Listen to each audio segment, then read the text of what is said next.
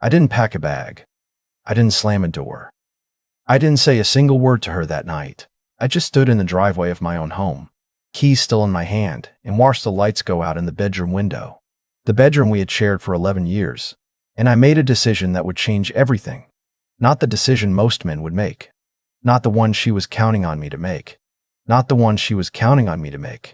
I drove to a gas station 2 miles away, bought a cup of terrible coffee, sat in my truck for 45 minutes and thought. That was the night I found out. And that was the night I understood that how I responded in the next few weeks would determine everything. The house, my finances, my relationship with my son, my dignity. I wasn't going to let a single moment of rage cost me all of that. My name is Marcus. I'm 44 years old. I build custom homes for a living. I run a small contracting business with 8 guys in my crew. I'm not a complicated man. I like my work, I love my son, I believed in my marriage. That last part turned out to be my biggest blind spot. My wife and I had been together for 13 years, married for 11. Her name doesn't matter anymore, so I'll just call her my wife. She works in corporate sales, travels a lot, good at her job, always well-dressed. I used to be proud of how put together she was. I used to brag about her to my crew. That feels like a different lifetime now. Our son is 14. He's the reason I kept it together through all of it. Every time I felt like I was about to come apart, I thought about him sitting across from me at the dinner table, asking why his dad was a wreck. That kept me steady. The security camera was my idea, originally. About 2 years ago, we had a package stolen from the front porch. Nothing major, just a pair of work boots I'd ordered online. But it annoyed me enough that I installed a full system. 4 cameras, front door, back door, garage, and one covering the driveway and the side yard. I'd mostly forgotten about them. The app was on my phone, but I never opened it unless something triggered an alert. I was 3 hours away on a job site the night everything changed. We were doing a custom build outside of Columbus. Big project, good client, a lot of my attention. I've been staying in a motel near the site during the week and coming home on weekends. My wife knew the schedule. My son was at a friend's house for the weekend. She was supposed to be home alone. I got an alert on my phone at 11:47 on a Friday night. Motion at the driveway camera. I almost ignored it. Probably a deer or a neighbor's dog. It happened all the time. But I was awake, lying in that cheap motel bed with bad cable television, and I opened the app. There was a car in my driveway. Not her car. A dark blue BMW, parked where I usually park my truck. I watched the timestamp. 11:44. The car had been sitting there for 3 minutes before the motion sensor caught someone walking to the front door. A man. Not a delivery. Not a neighbor. A man I recognized. His name was Derek. He was a regional director at my wife's company. I'd met him twice, once at her office holiday party, once at a work dinner she'd invited me to. Tall guy, good-looking in that polished, corporate way. The kind of man who always seems to be wearing the right thing for the occasion. I hadn't thought twice about him either time. No reason to. The camera caught him at the front door. I watched my wife open it. I watched her let him in. I watched the door close. I put my phone face down on the nightstand and stared at the ceiling for a long time. Here's what I didn't do. I didn't call her. I didn't drive back that night. I didn't text Derek, didn't look him up on LinkedIn to write him some kind of furious message, didn't call my brother to rage at him for an hour. All of those things crossed my mind. I let them cross and kept watching them pass like trucks on a highway. What I did was think clearly about what I actually knew, what I still needed to know, and what I was going to do about it. I knew a man had come to my house at midnight and my wife had let him inside. That was a fact. I didn't know yet what else it meant, how long it had been going on, or how deep this went. Those things mattered, especially financially, especially legally. I opened my phone again and I looked at the camera footage for the rest of the night.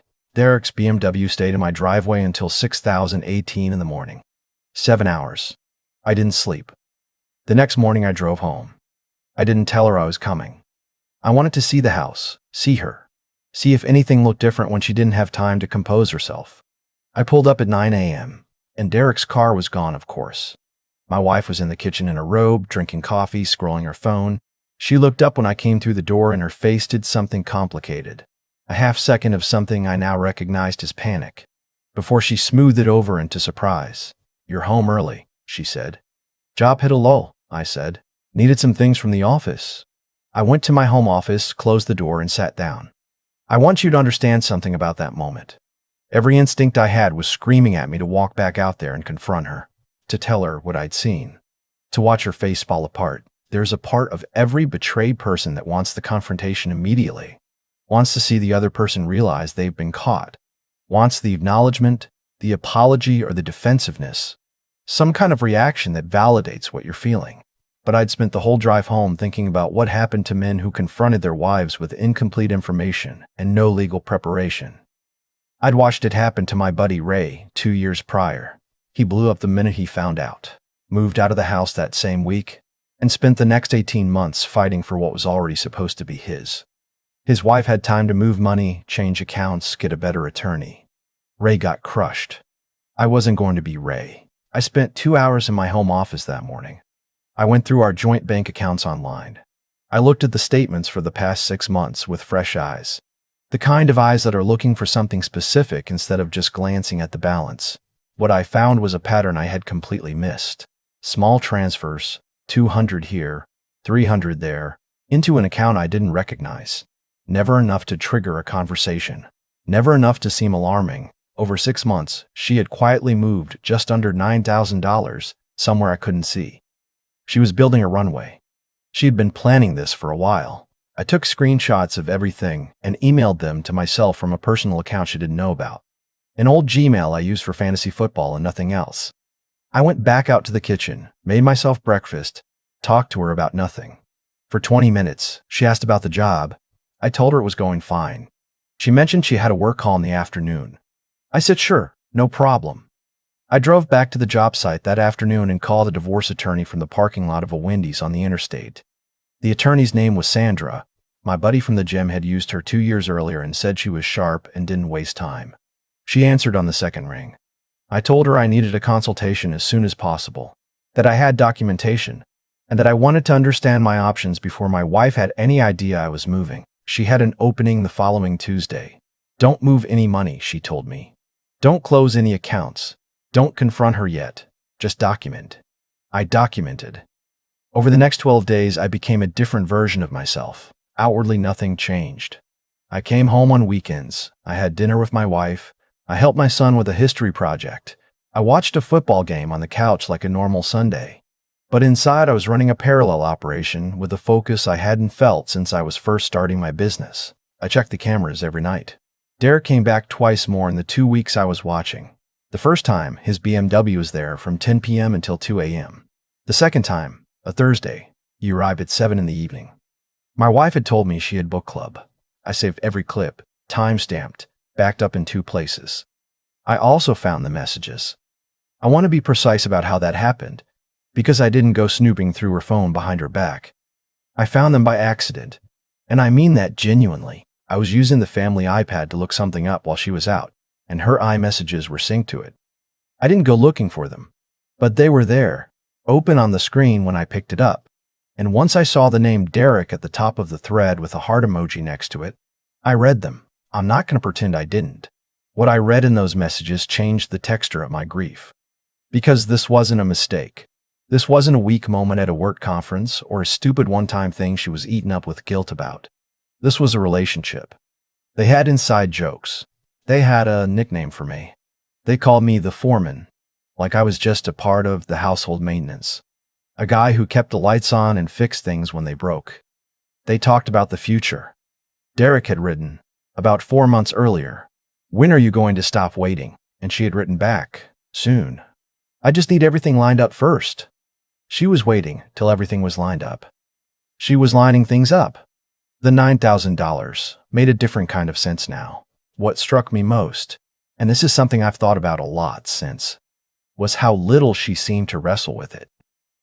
There was no message in that thread that said she felt torn or guilty, or that she was struggling with what she was doing to our family. There was no mention of our son except once, practically, about scheduling. She had made her decision and she was executing it. Whatever she had once felt for me, it was gone completely, replaced by this other life she was building in the background while I was on a job site 3 hours away, working to pay the mortgage on a house she was having another man sleep in. I sat with that for a long time. I met with Sandra on Tuesday morning. I showed her everything.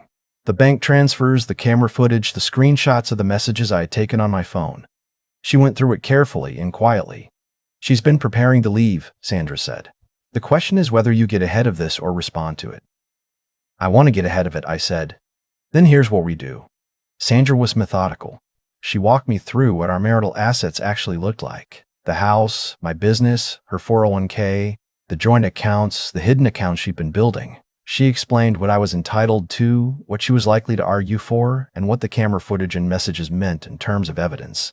In our state, fault doesn't determine asset division, but it mattered for the story, especially if my wife decided to contest things or try to claim I'd abandoned the marriage. She cannot know, you know, Sandra said again. Not yet. Not until we're ready. I drove back to the job site. I poured concrete and walked the site and talked to my crew about window placements and load-bearing walls, and I held all of it together on the inside like a man carrying something very heavy and very fragile across a long room. The hardest part wasn't the anger I could manage. I'd always been someone who ran cold when things got bad, not hot. The hardest part was the performance of normalcy. Coming home on Friday evening, eating dinner across from her, watching her laugh at something on television, completely relaxed, completely unaware. I had to smile at the right moments. I had to ask about her week. I had to be the foreman. Exactly what she thought I was. Reliable, predictable, unaware. My son knew something was wrong. Kids always do. He didn't say anything directly, but he started hovering around me more on the weekends, finding reasons to come watch what I was doing in the garage, asking if I wanted to go throw the ball around. I said yes every time. Whatever was happening between his mother and me, he needed to feel me present. He needed to know I was solid. One evening, he came and sat on the tailgate of my truck while I was loading equipment, and he said, "Dad, you seem like something's on your mind." I looked at him for a moment. He's a good kid. Smart. Deserves better than a lie. "I've got some work stuff I'm sorting through," I told him. "Nothing to do with you. You good?" "I'm good," he said. He didn't look entirely convinced. "You tell me if something was off at school, right?" "Yeah, obviously." "Good." I handed him a socket wrench to pass me. "Hand me that." He stayed and helped me for another hour without asking anything else. That was its own kind of conversation. Sandra called me on a Wednesday morning 14 days after I'd first walked into her office. "We're ready to file," she said. "I'd like to serve her on Friday." I said okay. "You're going to want to be somewhere you can be reached, but somewhere neutral. Don't be in the house when it happens." I said I understood. Thursday night I came home from the job site like any other Thursday. My wife was cooking dinner. My son was upstairs. I set my keys on the counter, washed my hands at the kitchen sink, and sat at the table while she finished, and we all ate together. She talked about a client she was frustrated with. My son talked about a basketball game at school next week that he wanted us to come to. "We'll both be there," I said. I meant it. After my son went upstairs, my wife and I sat in the living room for a while. She was on her phone. I was reading. Normal Thursday night. At some point, she said she was tired and she was going to bed. I said goodnight. I sat alone in the living room for a while, after she turned the light off down the hall. I thought about the night I met her. I thought about the first house we rented together. A small place with terrible plumbing that I fixed myself. I thought about the night our son was born. How she gripped my hand so hard I lost feeling in 2 fingers. I thought about the road trip we took to the coast the summer before whatever had broken between us had broken, and how we'd sat on that beach until it was completely dark and talked about nothing in particular. None of that was wasted, I decided. All of that was real. Even if this was how it ended. Grief and anger can coexist. You can mourn something and still know that protecting yourself is the right thing to do. I went to bed in the guest room. I'd been sleeping there for 3 weeks by then, telling her my back was bothering me and I slept better on the firmer mattress. She hadn't pushed back. Maybe she was relieved. Friday morning I was up at 6. I made coffee. I left before she was awake, told my son I'd be back in the evening. I drove to Sandra's office. I sat with her and her paralegal and we went through everything one more time while the process server was on his way to my house. At 10:14 a.m., Sandra's phone buzzed. She looked at it and nodded. "She's been served," she said. I took a long, slow breath. Sandra looked at me. "How are you doing?" "I'm okay," I said. And I meant it, mostly. I got a call from my wife at 10:22. I let it go to voicemail. Then again at 10:24. Voicemail. Then again at 10:24. Voicemail. A text at 10:27, all capitals, which I had expected. I didn't respond. Sandra had told me not to engage directly about anything substantive. Any conversation now happened through attorneys. I did respond to one text at 10:35. She had written, "Is this really what you want?" I wrote back one sentence. "I've known about Derek for 3 weeks." She didn't text back after that. I drove home that afternoon. The BMW was not in the driveway. My wife was in the kitchen, and when I came through the door, her face looked like something had been taken out of it, like a room after the furniture has been removed. She had been crying. Her mascara had tracked lines down her cheeks that she hadn't bothered to fix. I set my keys on the counter like always. She said my name. I looked at her. I wasn't cold about it. I wasn't trying to twist the knife. But I was steady. I'd had 3 weeks to do the falling apart privately, in motel rooms and parking lots and long drives, and I'd done it. I was done. "Marcus," she said again. Her voice cracked. "How long have you known?" 3 weeks, I said. She put her hand over her mouth. "The cameras are still on the system," I said. "The cameras you forgot were there." She sat down at the kitchen table. She was crying again. "We're still." She said it wasn't what I thought. She said it had been a mistake. She said she'd been unhappy for a long time, and she didn't know how to say it. She said Derek didn't mean anything. I let her talk. I didn't interrupt. When she stopped, I said, "I've spoken to an attorney. You'll want to get your own." She looked at me like she was searching my face for something to hold on to. I think she expected rage, expected me to be the man she decided I was, the foreman, the predictable fixture, the one who would blow up and give her something to react to. Instead, she got this. A man who had spent 3 weeks thinking instead of feeling, and had already done the feeling somewhere she couldn't see it. "The $9,000 is going to be an issue," I said. "Sandra already knows about it." She closed her eyes. I went to my son's room, knocked, told him I needed to talk to him. He could tell from my face that this was the conversation. We sat on the edge of his bed, and I told him straight. His mother and I were separating. It was a decision between us adults. Nothing he had done, nothing he could fix, and both of us were still his parents completely. He nodded slowly. He asked if he was going to have to change schools. I told him no. Whatever happened with the house, the school wasn't changing. He nodded again. "Did she cheat on you?" I hesitated.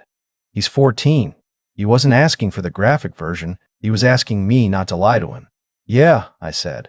"She did." He looked at his hands for a minute. "How long have you known?" 3 weeks. "You didn't say anything." "I needed to handle it the right way," I said. "I wasn't going to blow up the house before I was ready." He thought about that. Then he said, "Okay." That was it. "Okay." That was it. "Okay. My kid is going to be all right." The next several months were not easy. I won't pretend the legal process was smooth or quick, or that there weren't moments that ground me down. There were depositions. There were arguments over the business valuation. Her attorney was aggressive about the house and tried to paint me as emotionally absent because of my work schedule, as if spending 3 weeks at a time on a job site to provide for my family was the same thing as abandonment. Sandra pushed back on every point. The camera footage and the bank transfers and the messages on the iPad were a full picture that her attorney could not dismantle. Derek, I heard through mutual acquaintances, had backed away entirely once the legal process started. He was married, as it turned out. His wife found out what mine did, more or less. And the corporate fallout was its own separate story that I only heard pieces of secondhand. I didn't feel satisfaction about that. I didn't feel much about him at all, honestly. He was a detail in something larger, not the point of it. The point of it was the 11 years and the question of what I was going to build next. The settlement came through on a cold Tuesday in February. The house went to me. She didn't fight it hard once it became clear that her hidden account would be folded into the asset picture. She took her car, her 401k, a portion of my business valuation that I had already accounted for in my projections. My son stays with me during the school week and with her on alternating weekends. She moved into an apartment about 20 minutes from the house. She seems to be building something of her own over there. I don't ask about it. My son has adjusted. He's quieter than he used to be, more watchful, in that way that kids get when they've learned that adults are capable of surprising them badly. We have dinner together every night during the week. We go to his basketball games. We've started doing a project in the garage on the weekends, Nothing specific, just building things for the sake of building them, because that's something we both know how to do together. He asked me once, a few months after everything settled, how I had stayed so calm through all of it. I thought about the honest answer. I thought about the gas station coffee, and the motel ceiling, and the parking lot of that Wendy's where I'd called Sandra, and every long, quiet drive in between. I wasn't calm, I told him. I was just choosing when to fall apart. I picked private places. He looked at me in that way, he has now, like he's logging information. That sounds harder than just reacting, he said. It is, I said, but it works out better. He went back to what he was working on in the garage. I went back to mine. The radio was on. Outside the garage door, the evening light was doing that low gold thing it does in February, hitting the side of the house and the driveway and the empty spot where a dark blue BMW used to park. I've had people ask me, since this all happened, whether I regret not confronting her sooner, whether I should have walked through that front door the night I sat in the driveway, gone upstairs, made a scene. There's a version of me that did that. I've thought about him plenty. He's in a worse house on a worse street, paying more in support than he needed to because he didn't have the evidence, or the attorney, or the 3 weeks of preparation. He's still angry in the way that goes nowhere. That just spins in place and eats through you. I don't regret the way I handled it, not a single day. What I regret is the years I spent not seeing what was right in front of me. The signs I explained away because the easier story was that everything was fine. A man gets busy, gets comfortable, starts assuming that the silence in a marriage is peace instead of distance. I should have been paying closer attention. Not to her phone, not to her comings and goings, but to the space between us, to the conversations we stopped having, to the moment when we became two people maintaining a household instead of two people building a life. That's the thing I carry. Not bitterness, just the knowledge that I let something go without noticing it was going. My business is doing well. The Columbus project finished on time and the client referred me to 2 others. I've got enough work lined up through the end of the year that I had to bring on another crew member. I'm in the house I built equity in the neighborhood my son grew up in, and on Sunday mornings, I drink my coffee on the back porch and watch the yard and think about what I want next. I'm not in a rush. I learned patience the hard way, in motel rooms and parking lots, and now I know what it's worth. My son starts high school next fall. He's talking about wanting to work a summer on the crew, learn the trade, see if he likes it. I told him I'd put him to work. I told him, there's nothing better for a person than building something with their hands and standing back at the end of the day and seeing what wasn't there in the morning. He said that sounded good to him. It sounds good to me too. If you're out there right now in the middle of something like this, sitting in a parking lot somewhere, coffee going cold, trying to figure out your next move, here's what I'd tell you. The rage is real and it's valid and you don't have to pretend it isn't there. But don't let it make decisions for you. Don't let the worst night become the moment that defines every night after it. Go cold. Think clearly. Protect what matters. Deal with the anger in private, on your own time, somewhere it can't cost you anything.